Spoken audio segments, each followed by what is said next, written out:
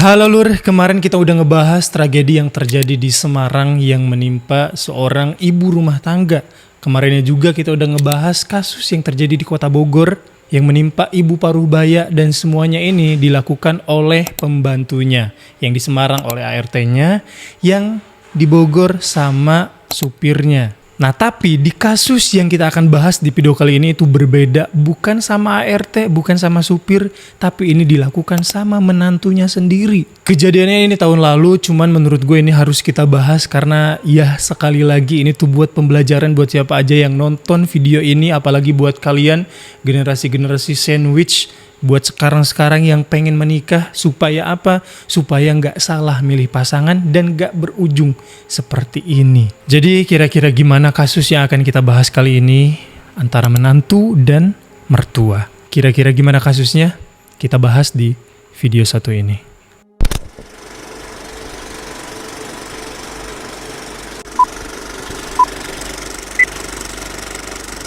Novi Damayanti, dia ini tinggal bersama orang tuanya di Kota Kendari, tepatnya di Desa Rahandona, Kota Kendari, Sulawesi Tenggara. Singkat cerita di tahun 2020, si Novi ini luluslah dari salah satu universitas swasta yang ada di Kota Kendari.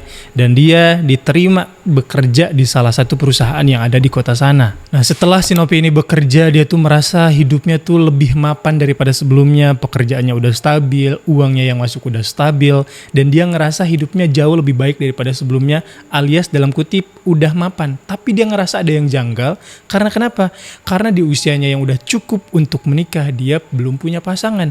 Dan akhirnya dia kenalan lah di situ sama salah satu seorang yang bekerja di Bapeda, Sulawesi Tenggara yang berinisial IR. Nah yang kebetulan si IR ini tuh lagi ditugaskan di kantornya Novi. Nah dari situlah mereka berkenalan,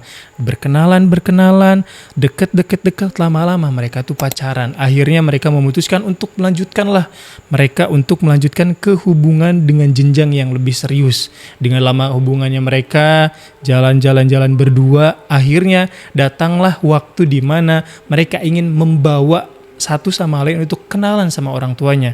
Nah tapi ketika si Novi ini dibawa sama si IR untuk bertemu dengan orang tuanya, ternyata ibu dari si IR ini kurang suka sama si Novi. Menurut Ibu Mirna ini mereka tuh kurang cocok karena kenapa? Karena dia merasa anaknya ini cuman pegawai honorer doang, sedangkan Novi dia udah dikerjakan, udah dapat pekerjaan sebagai bendahara di salah satu perusahaan yang besar yang ada di kota sana. Jadi Ibu Mirna ini menilai bukan gak cocok karena emang orangnya, tapi karena melihat kondisi si anaknya ini. Makanya Ibu Mirna ini bilang sama si Novi untuk mikir-mikir lagi karena melihat kondisi dari anaknya yang belum cukup untuk menikah.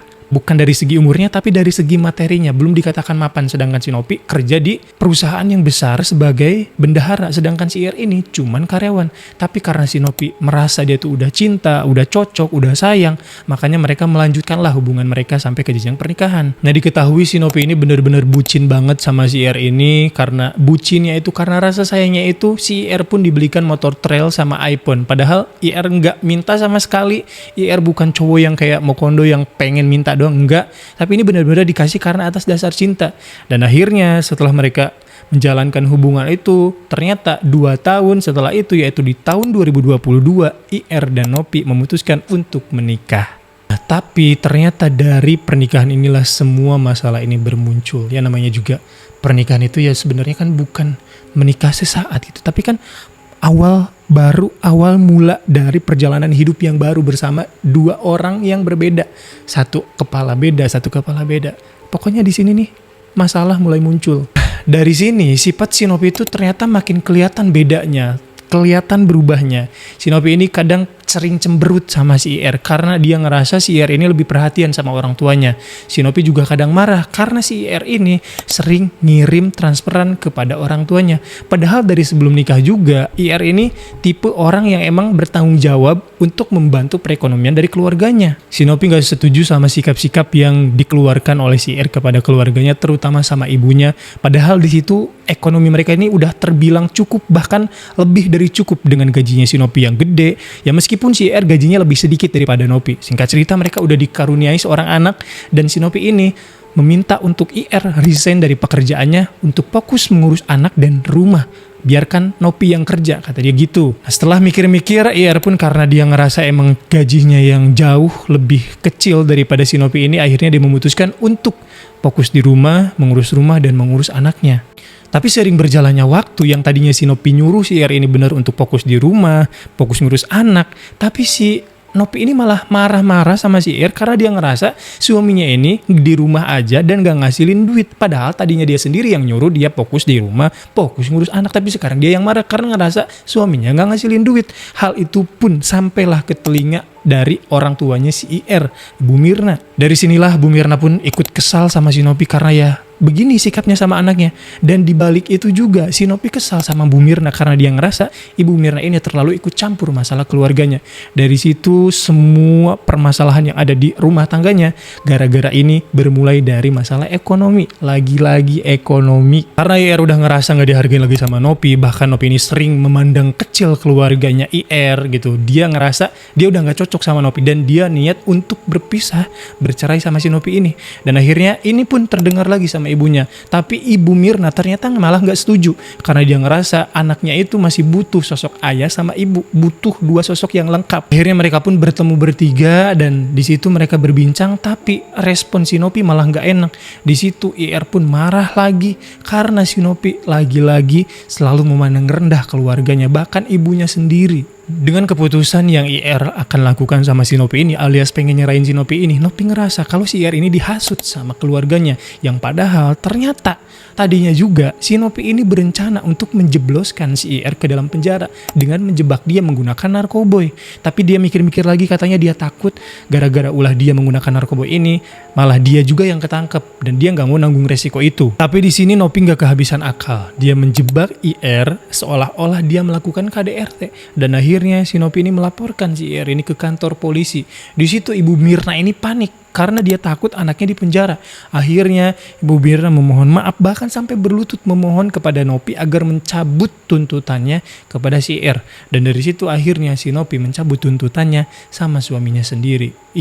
Ini awal mula yang benar-benar gila antara suami dan istri, benar-benar perang dingin. Setelah masalah itu selesai, singkat cerita si IR ini lagi-lagi merasa yang namanya juga anak sayang sama ibunya, hutang budi karena ngerasa ibunya yang menyekolahkan dia, membesarkan dia, menyekolahkan dia gitu. Dan dia gak mau ngelihat ibunya ini kesusahan. Nah dari situ IR ini lagi-lagi mentransfer ibunya secara diam-diam.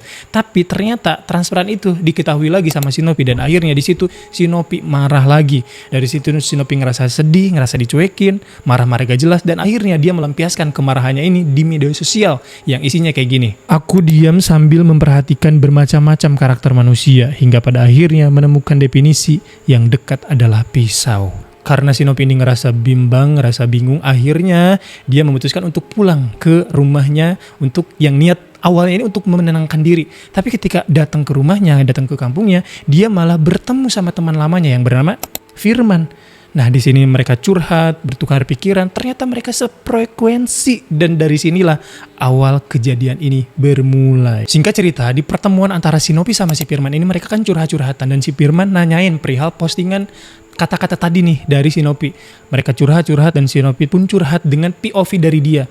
Dan si Firman menangkap karena dari POV si Nopi doang gitu, cerita dari temannya ini, si Firman pun ikut kesel dan merasa kalau mertuanya ini adalah sumber masalah. Makanya si Firman memberikan usulan, memberikan ide yang gila. Apa itu idenya? Yaitu untuk menyantet ibunya karena dia ngerasa kalau santet ini gak bakal keungkap dan gak bisa dibawa ke jalur kepolisian. Dari situ ternyata si Nopi ini setuju sama si Firman dan dari situ Nopi ini memberikan uang DP untuk apa? Untuk si Firman mencari dukun santet. Disitulah si Firman membawa uangnya, dia keliling-keliling mencari dukun santet. Akhirnya si Nopi nunggu, tapi ternyata si Firman gak ada kabar, malah ngilang gitu aja.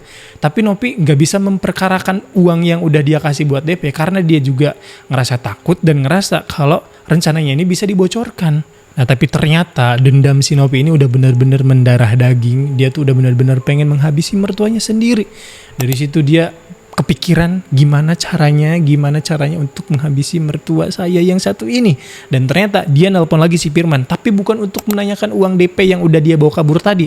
Tapi dia menanyakan gimana caranya untuk menghabisi orang tua alias mertuanya ini. Dan bahkan dia menjanjikan uang puluhan juta untuk siapa yang bisa menghabisi mertuanya ini. Dari sini si Firman ini memberikan usulan kepada si Nopi untuk membakar rumah mertuanya. Tapi di situ si Nopi nggak setuju.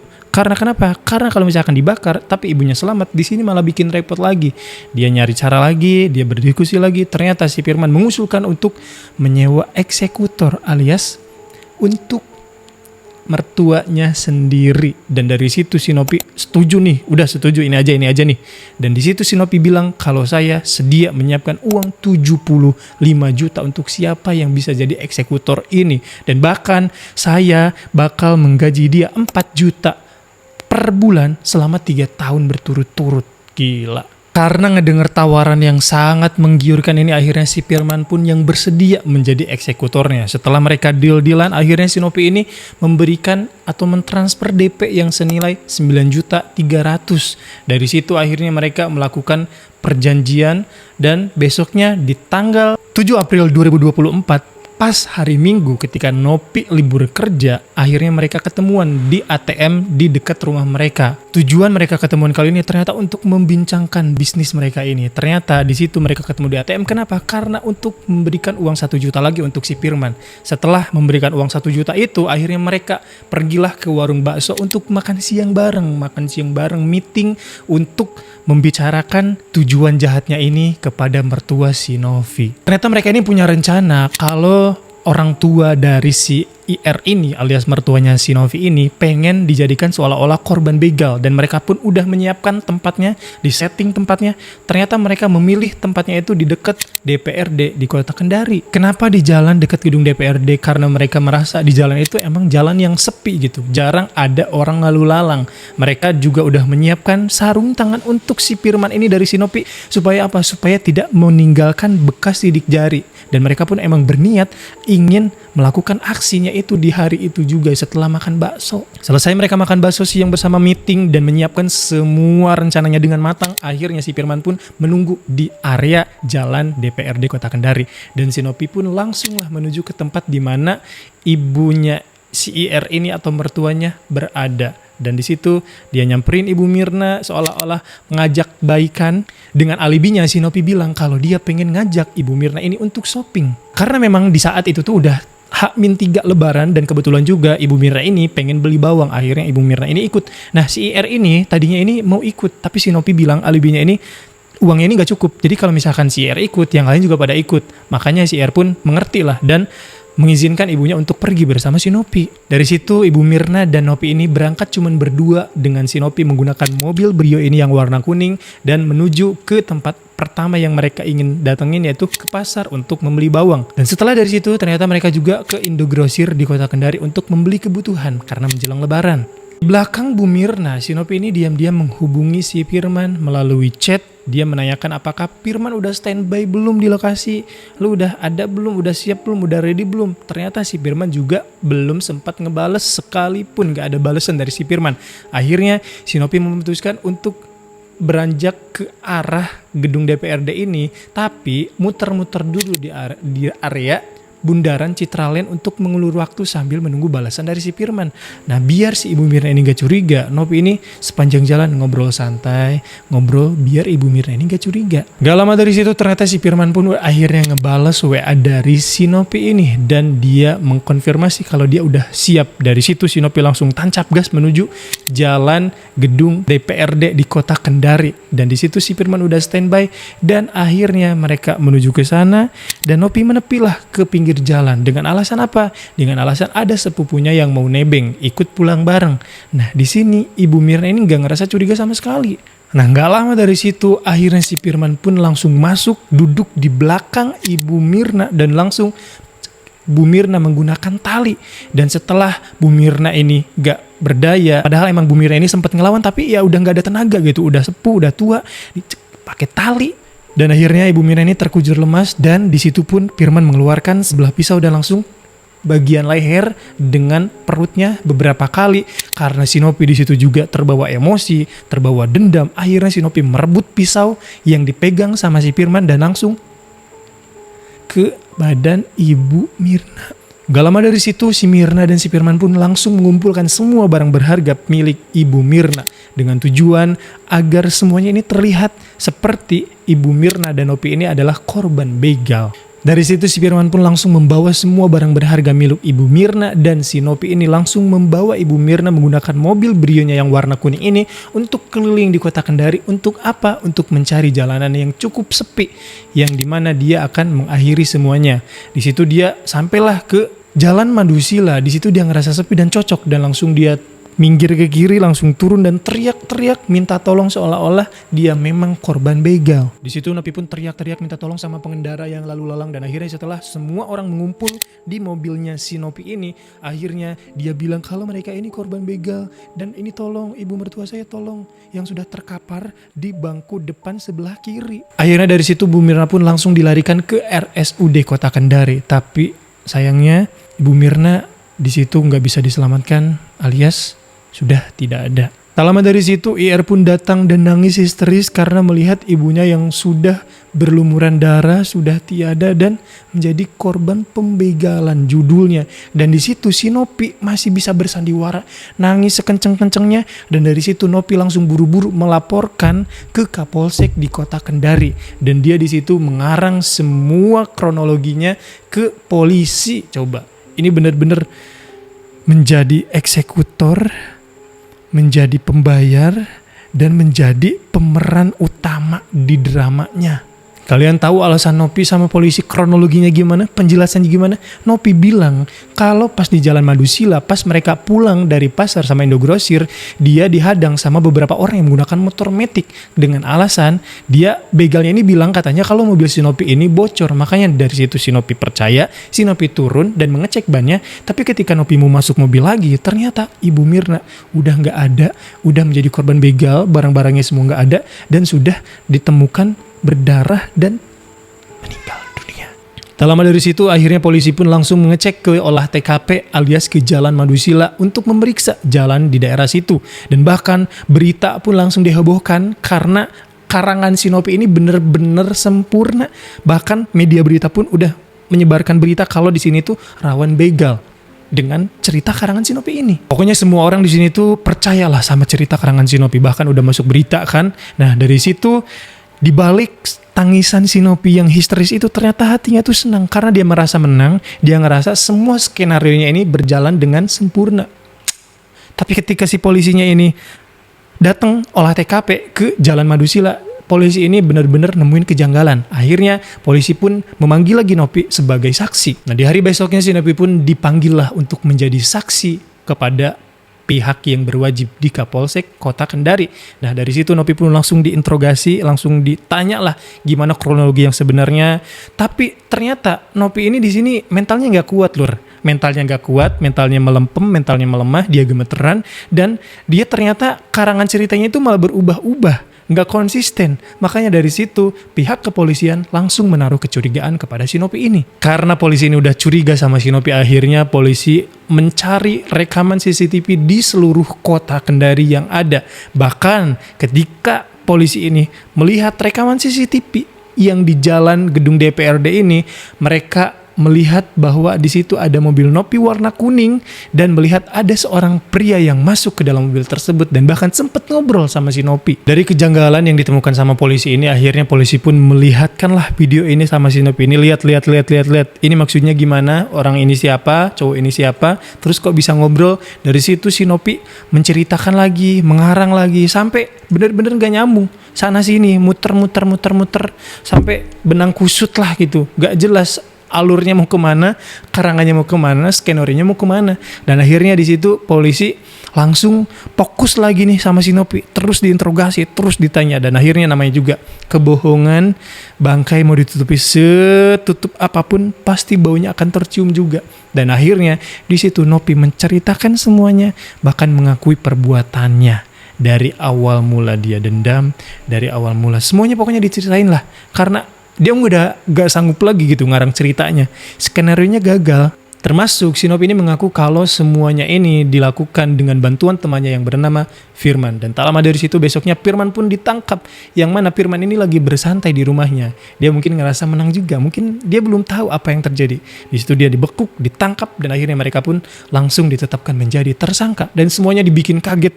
Apalagi suaminya yang melihat istrinya ini menangis seolah-olah kehilangan mertuanya. Padahal dia otaknya, dia pelakunya, dia perancang skenarionya. Dan bahkan dia pemeran utamanya. Karena perbuatan mereka ini, mereka pun terancam dengan hukuman mati karena mereka ini melakukan pembunuhan berencana secara bersama-sama. Meskipun judulnya masih terancam, jujur gue nggak tahu infonya sekarang kayak gimana, tapi ya semoga dia diberikan hukuman yang setimpal lah ya. Tapi memang hukuman mati pantas sih. Karena pembunuhan berencana, skenario, pura-pura nangis, wah menjadi pemeran utama padahal. Tapi ya begitulah cerita yang terjadi di kota Kendari antara menantu dan mertua yang berawal dari ekonomi. Lagi-lagi ekonomi. Tapi semoga siapapun yang nonton video kali ini bisa menjadikan pembelajaran, entah itu dari pihak ceweknya, pihak cowoknya, pihak menantu atau pihak mertua, dari pihak cowok atau cewek. Pokoknya siapapun yang nonton video ini dijadikan pembelajaran. Bukan cuma kasus ini, dari kasus-kasus yang kemarin. Pokoknya semua ambil hikmahnya, jadikan pembelajaran. Jangan sampai hal yang kayak gini itu terjadi di hidup kalian. Amit-amit ya, jangan sampai.